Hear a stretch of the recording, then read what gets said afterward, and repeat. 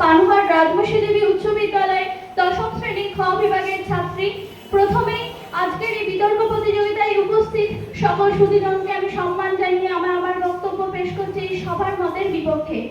আজকের এই বিতর্ক প্রতিযোগিতার সবার মত হলো সমবায়ের ভবিষ্যৎ ক্ষমতায়নে যুবকদের অন্তর্ভুক্তির গুরুত্ব। প্রথমেই আমি সবার মতের তীব্র বিরোধিতা করছি, কারণ সবার মতামতটাই হলো অত্যন্ত অপ্রাসঙ্গিক, হাস্যকর আর সোনার পাথরবাটির মতোই কাল্পনিক মতামত। কারণ দুর্বল সমবায়ের ভবিষ্যৎ ঘোর অন্ধকার।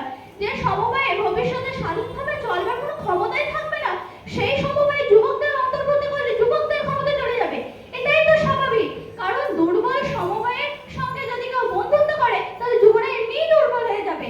দ্বিতীয়ত, সমবায় হচ্ছে বহু সংখ্যক মানুষের মিলেমিশে একজোটে তৈরি হওয়া একটি সংগঠন, যেখানে সর্বদাই কিন্তু চিটিংবাজ সুবিধাভোগী মানুষ যুক্ত হয়ে যায়, যাদের কাজই থাকে সময় মতো সরকারি সুযোগ সুবিধা লোনের টাকা নিয়ে কেটে পড়া। তাই যুবকরা যদি অন্যান্য কাজ বাদ দিয়ে এই সমবায়ে যুক্ত হয়, তাহলে সেক্ষেত্রে যুবকদের এই অন্তর্ভুক্তির কারণে ভবিষ্যতে সমাজে দুর্দিন আসবে। তৃতীয়ত, বর্তমানে দেশের অর্থনৈতিক কর্মকাণ্ডে এই সমবায়ের ভূমিকা খুবই নগণ্য। তাই আর্থিক দিক থেকে সমবায়কে উন্নত করে তুলতে প্রয়োজন উন্নত প্রযুক্তি ব্যবস্থা, নিজেকে শেয়ার বাজারে বিনিয়োগ করা ও কর্পোরেট মুখী করে তোলা।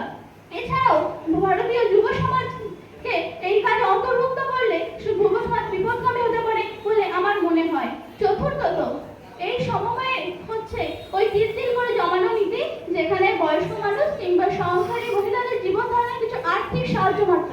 তাই বলে যুবকদের আর্থিক সমৃদ্ধি তো কখনোই হতে পারে না। এছাড়াও ভারতের যে বর্তমান প্রযুক্তি বিজ্ঞান গবেষণায়, সেখানে যুব সমাজ অসমান এগিয়ে চলেছে।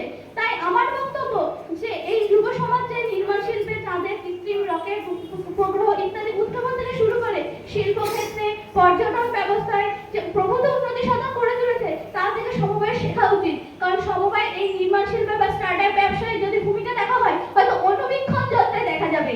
তাই আমি বলি, এই ফালতু ঝোঁকের বসে সমবায়ের ভবিষ্যৎ ক্ষমতায়নে যুব শক্তির অন্তর্ভুক্তির কোনো প্রয়োজন